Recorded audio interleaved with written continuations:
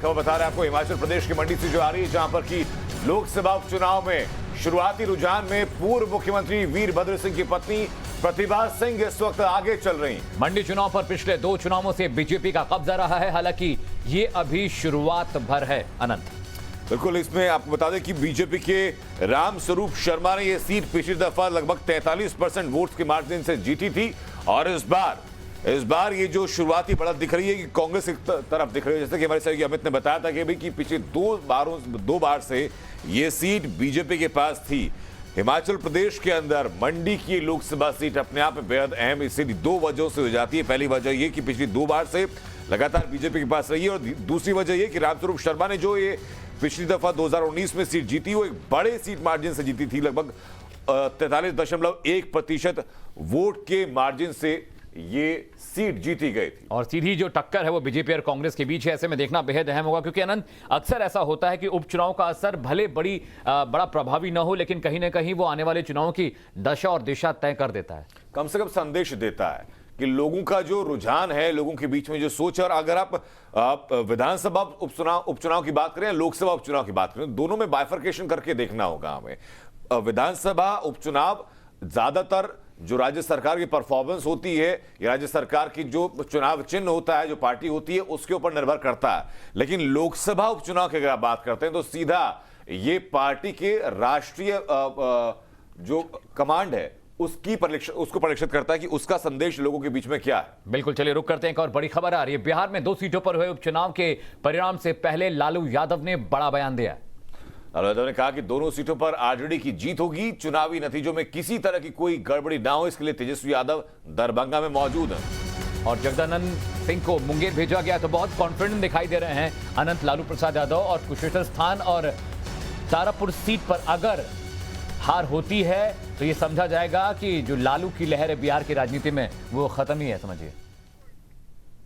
गिनती हो रही है, गिनती हो रही है। आपका क्या कहना है? तेजस्वी जी पहुंचे हुए हैं वहां पर दरभंगा, भाई को भेजे हैं वहाँ जी। जीत होगी आप लोग की दोनों सीट।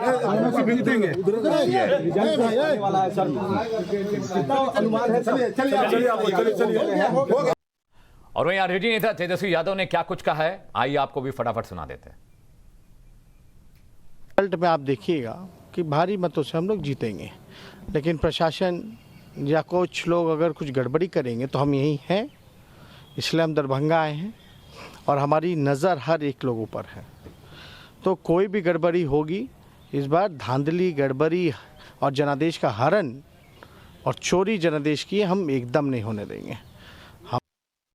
तो सीधी टक्कर इन दोनों सीटों पर आरजेडी पर है, जेडीयू के पास है। साकेत का रुख करेंगे तो वहां की आबो हवा समझाएंगे और बताएंगे। साकेत, लालू जी की प्रतिष्ठा का सवाल बन गई है ये 2 सीटें। देखिए, बिल्कुल लालू जी की प्रतिष्ठा का ये सीट तो बन ही गया है, साथ ही साथ नीतीश कुमार के लिए भी करो या मरो की स्थिति है। क्योंकि आप देखिए, अगर यहाँ पर जो सरकार और विपक्ष के बीच अगर आप विधायकों की संख्या देखिएगा तो वो उसका जो मार्जिन है वो काफी कम है। ऐसे में नीतीश कुमार कभी नहीं चाहेंगे कि ये 2 सीटें जो उनके कोटे की सीटें हैं वो गंवाएं, क्योंकि अगर वो ऐसा ये सीटें अगर उनके हाथ से निकलती है तो सरकार पर दबाव होगा, नीतीश कुमार पर दबाव होगा। और ये बात अच्छी तरह नीतीश कुमार भी मान रहे हैं कि अगर ये सीटें उनके हाथ से चली गई तो सरकार में बीजेपी कहीं ना कहीं और ज्यादा जेडीयू पर प्रेशर बना सकती है। तो ऐसे में नीतीश कुमार के लिए भी ये जो 2 सीटें हैं वो जीतना बहुत ही जरूरी है। और यही वजह है कि आप खुद देखिए, मुख्यमंत्री ने कई सभाएं वहां पर की है, तारापुर में भी और कुशेश्वर स्थान में भी लगातार मुख्यमंत्री गए। अमूमन जो उपचुनाव होते हैं बिल्कुल साकिब, माफ कीजिएगा मैं रोक रहा हूं आपको। इसी बीच बड़ी खबर यहाँ तेलंगाना से आ रही है, जहां पोस्टल बैलेट की गिनती इस वक्त पूरी हो चुकी है। 723 वोट्स में से टीआरएस को मिले हैं, जबकि 503 बीजेपी को। यहां बड़ी खबर आप बता रहे हैं, 159 वोट कांग्रेस को मिले हैं। लगातार बड़ी खबर बता रहे हैं। सबसे पहले रुझानों की बात हम कर रहे थे। यहां जिस तरह के आंकड़े, डेटा आ रहा है, तेलंगाना में पोस्टल बैलेट की गिनती लगभग पूरी हो चुकी है। 723 वोट्स में से तेलंगाना राष्ट्रीय समिति को करीब 503 वोट मिले हैं, बीजेपी को 159 और कांग्रेस के खाते में महज 32। ये एम को बता रहे हैं आपको तेलंगाना से, जहां पर की पोस्टल बैलेट की गिनती पूरी हो चुकी है। पोस्टल बैलेट की गिनती पूरी हो चुकी है और लगभग 1 घंटे 6 मिनट के अंदर अंदर ये गिनती पूरी होकर के इसके नतीजे सामने आ चुके हैं। अब ईवीएम की जो गिनती होगी वो सामने आएगी। वहीं खंडवा लोकसभा सीट की बात करें तो वहां पर भी मध्य प्रदेश में कड़ी टक्कर है। खंडवा लोकसभा सीट पर बीजेपी आगे चल रही है। शुरुआती रुझानों से जो आंकड़े मिल रहे हैं उसके मुताबिक Anand, BJP Khandwa seat Lok Sabha seat पर लीड कर रही है। बिल्कुल, ये बड़ी खबर अपने आप में, क्योंकि मध्य प्रदेश के अंदर खंडवा की ये जो सीट थी, ये इस वक्त कमलनाथ सरकार और कमलनाथ की जो पहली सरकार रही है और उससे पहले शिवराज सिंह चौहान की सरकार, ये दोनों के लिए लिटमस टेस्ट एक तरीके से पेश करेगी, क्योंकि कांग्रेस पार्टी लगातार मौजूदा सरकार पर हमलावर रही है, मौजूदा सरकार अपना आधिपत्य लगातार दिखाती रही है। ये लोकसभा सीट जिस पार्टी के पक्ष में जाएगी, कम से कम मानसिक तौर पर पार्टी मजबूत होगी। और शिवराज की प्रतिष्ठा का भी सवाल है, बहुत दबाव बढ़ जाएगा अगर ये सीट हाथ से जाती है, क्योंकि सिंधिया तोमर जैसे बड़े नेताओं ने आनंद बहुत बड़ा प्रचार किया, बड़ी भूमिका बनाई है। ऐसे में इस सीट का समीकरण बेहतर नहीं रहता है, तो कहीं ना कहीं शिवराज के कामकाज के तरीकों पर और उनके प्रभाव पर भी सवाल खड़े होंगे। बिल्कुल। तो चलिए भंवर पुष्पेन का रुख करते हैं कि उनके पास क्या खबर है। भंवर, आपके पास क्या अपडेट है चुनावी रुझानों को लेकर? देखिए, अभी तो बैलेट पेपर के जो गिनती है वो शुरू हुई है और रुझान की हम बात करें तो जो वल्लभ नगर सीट है वहाँ से जो रणधीर सिंह हैं वो थोड़ा आगे चल रहे हैं। ये पहले भी कहा जा रहा था कि कांग्रेस और बीजेपी की दोनों की गणित बिगाड़ सकते हैं, उसमें जनता सेना और रालोपा का महत्वपूर्ण स्थान रह सकता है। तो ऐसे में अब देखना ये होगा जब काउंटिंग शुरू होगी, जब मतपत्रों से पेटियों से बाहर आएंगे मत और काउंटिंग शुरू होगी, तब ये पता लगेगा खुलकर। लेकिन फिलहाल अगर देखा जाए तो प्राथमिक रुझान जो हैं वो रणधीर सिंह की तरफ जाते नजर आ रहा है, जो कि जनता सेना से हैं। ऐसे में अगर हम प्रतापगढ़ के धरियावत की बात करें तो वहाँ भी अभी काउंटिंग मत पेटी से शुरू नहीं हुई है, बैलेट पेपर की काउंटिंग शुरू हुई है। ऐसे में थोड़ा सा इंतजार हमें करना होगा प्राथमिक रुझानों के लिए, और लगातार जो काउंटिंग है वो चल रही है, व्यवस्थाएं माकूल बना दी गई हैं और लगातार प्रथम चरण की जो काउंटिंग है वो हो रही है। 14 काउंटर बनाए गए हैं वल्लभ नगर के लिए, जहां पर काउंटिंग हो रही है। 1,82,400 मत पड़े हैं जिनकी काउंटिंग शुरू होने वाली है। जी चलिए भवन, आपके पास लौटेंगे।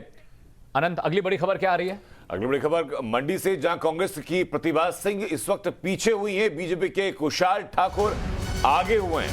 739 वोट से बीजेपी के खुशहाल ठाकुर इस वक्त आगे चल रहे हैं, जो कि कारगिल वॉर हीरो भी हैं। ब्रिगेडियर खुशहाल सिंह ठाकुर के ऊपर के चेहरे को चुना था बीजेपी ने इस चुनाव में बीजेपी की कमान थामने के लिए। बहुत बड़ी खबर है, क्योंकि जिस तरह से मंडी सीट पर बीजेपी कांग्रेस में सीधी टक्कर थी और जो शुरुआती रुझान मिल रहे हैं उसके मुताबिक प्रतिभा सिंह जो कांग्रेस की कैंडिडेट है वो पीछे चल रही हैं, और बीजेपी ने कारगिल वॉर हीरो को मैदान में उतारा था कांग्रेस के खिलाफ। खुशहाल ठाकुर आगे चल रहे हैं। 739 वोट जो शुरुआती रुझान मिल रहे हैं उसके मुताबिक 739 वोटों से खुशहाल आगे हैं। जैसे जैसे नतीजे करीब आते जाएंगे, रुझान आते जाएंगे और तस्वीर साफ होगी। हर एक आंकड़ा, हर एक डेटा सबसे पहले हम आपको टाइम्स नाउ नवभारत पर बताएंगे। बिल्कुल, हमें तो इसमें देखिए सबसे महत्वपूर्ण बात क्या है कि ये जो प्रतिभा सिंह है वो 6 बार के चीफ मिनिस्टर वीरभद्र सिंह की पत्नी, 6 बार की चीफ मिनिस्टर की अर्धांगिनी अगर पत्नी अगर चुनावी मैदान में उतरती है शुरुआती रुझानों में, अगर वो पीछे नजर आती हैं तो ये पार्टी के लिए भी कम से कम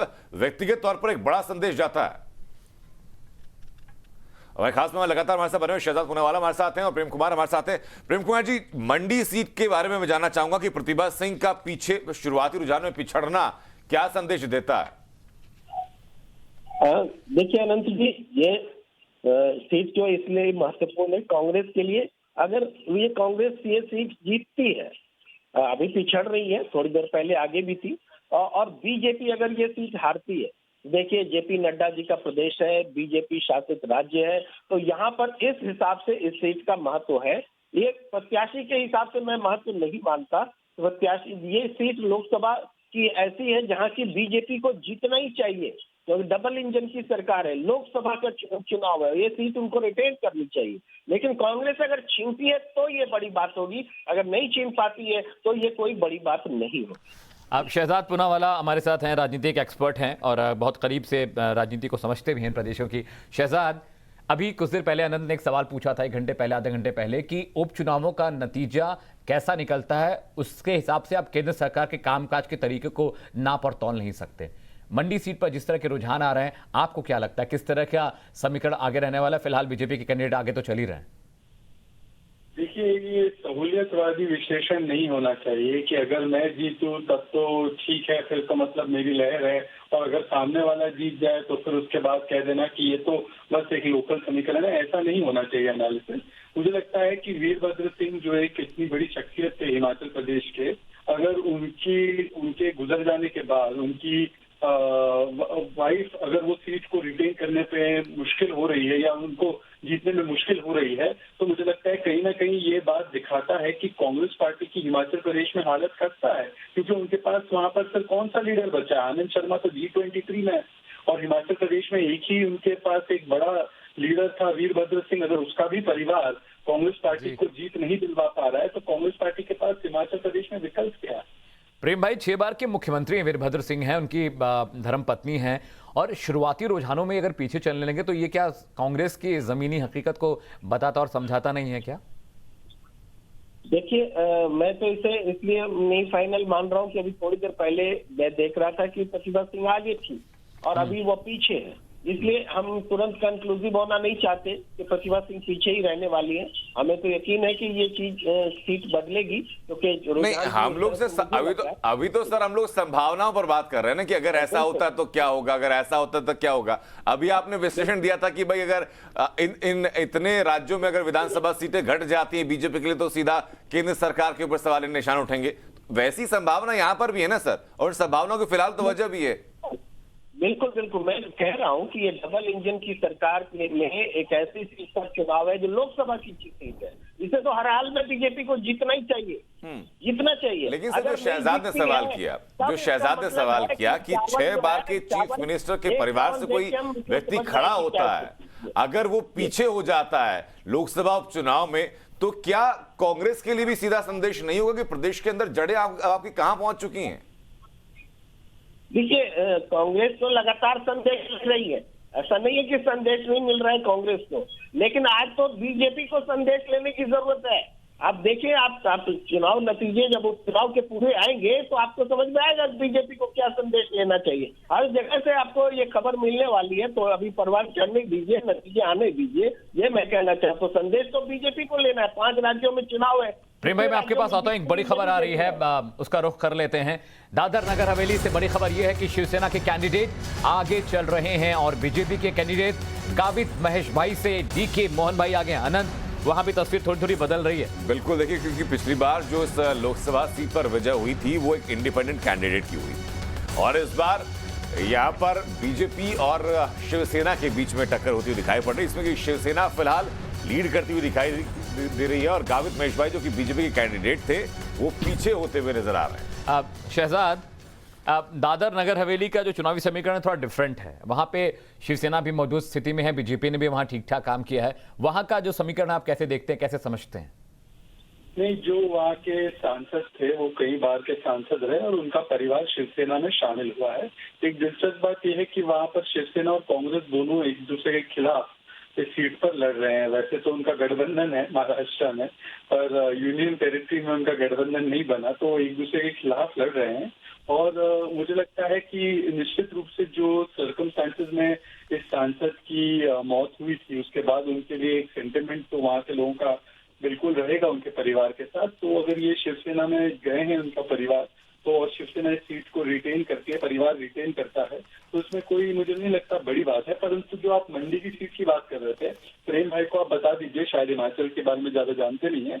ये सीट 2014 और 19 से पहले ये वीरभद्र सिंह के परिवार के पास ही हुआ करती थी। उनकी बीवी सांसद हुआ करती थी, उससे पहले वीरभद्र जी इससे चुनाव लड़े थे। तो आज की तारीख में अगर वो पीछे चल रही है तो मुझे लगता है कि इसमें एक संदेश तो छिपा हुआ है कि कांग्रेस पार्टी की एक्सेप्टेंस कितनी निम्न स्तर पर आ चुकी है हिमाचल प्रदेश में।